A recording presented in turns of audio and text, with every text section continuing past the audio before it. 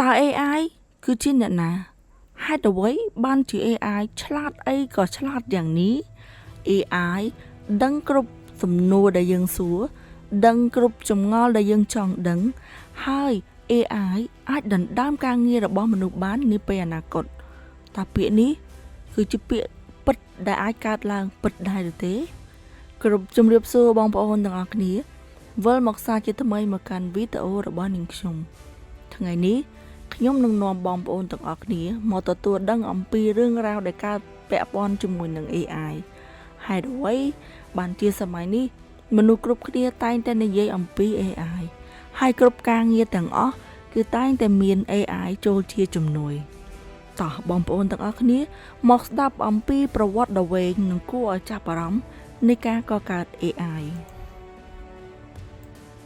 សប្តាហ៍ថ្ងៃនេះពាក្យ AI ឬ Artificial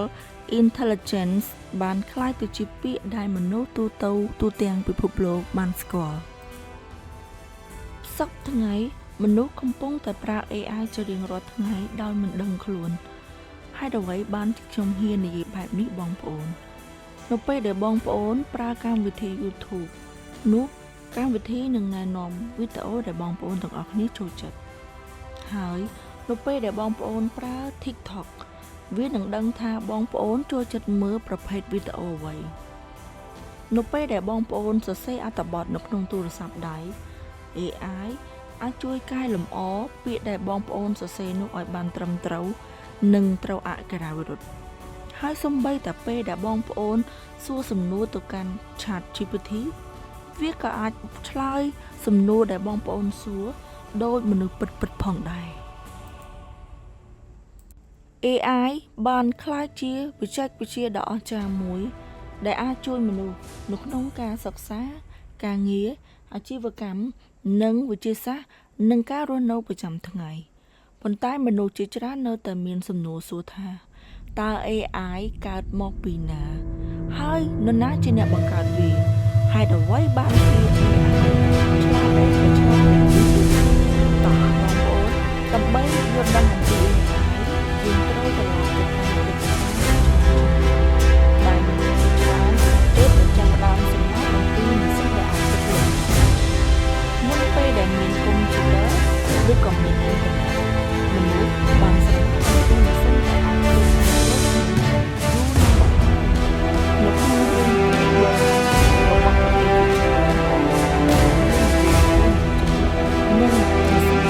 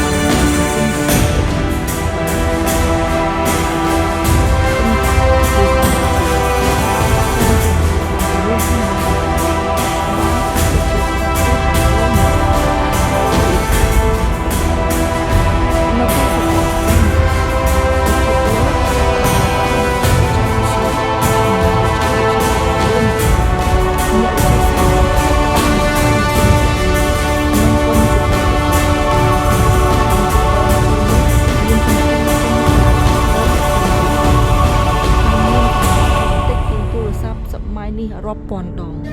ប៉ុន្តែកុំព្យូទ័រប្រសិនបើម៉ាស៊ីនអាចកណនាបានតើថ្ងៃណាមួយវាអាចគិតបានដែរឬទេសំណួរនេះហើយដែលបានផ្លាស់ប្ដូរពិភពលោកទាំងមូលបរិះសំខាន់ម្នាក់នៅក្នុងប្រវត្តិ AI នោះគឺ Alan Turing តាំងពីក្មេងជាមនុស្សចូលចិត្តវិទ្យានិងវិទ្យាសាស្ត្រនៅសង្គមលោកលើកទី2អាល្លឺម៉ង់បានបង្កើតអ៊ីមីនដើម្បីរក្សាសំណើមក៏របស់វាគឺបាន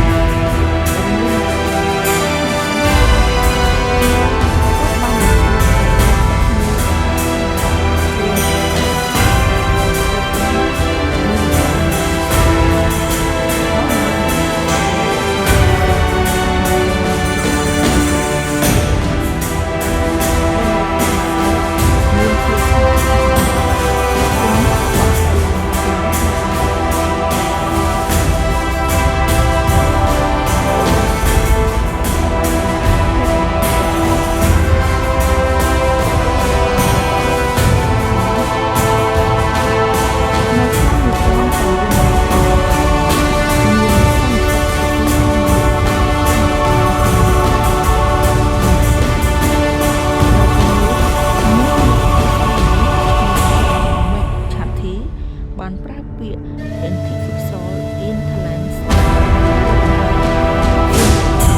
មានន័យថាសិប្បនិម្មិត intelligence មានន័យថាភាពឆ្លៀសវៃដូច្នេះ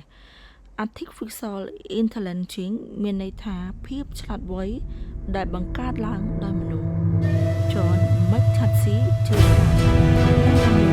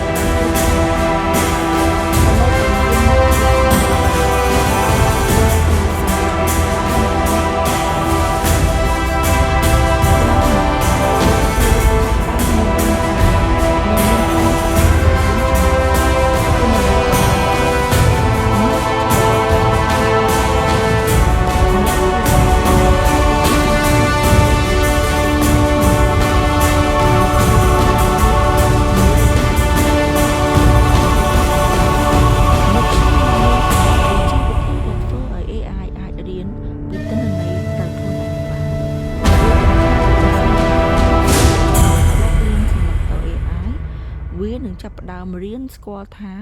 រូបមួយណាគឺជាឆ្មា Neural Network ត្រូវបានបង្កើតឡើងដោយយកគំនិតពីខួរក្បាលរបស់មនុស្សដែលមានសរសៃប្រសាទភ្ជាប់គ្នាជាច្រើនទីឡើង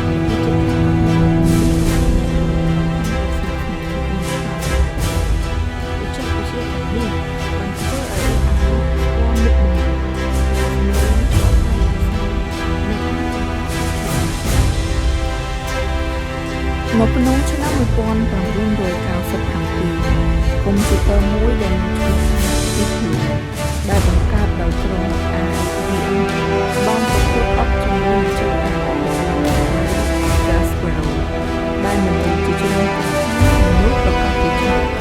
គាត់បានជំនាញពីទូបានឈ្មោះថានេះគឺជាប្រតិការដែលធំមួយក្នុងប្រវត្តិសាស្ត្រវាបាន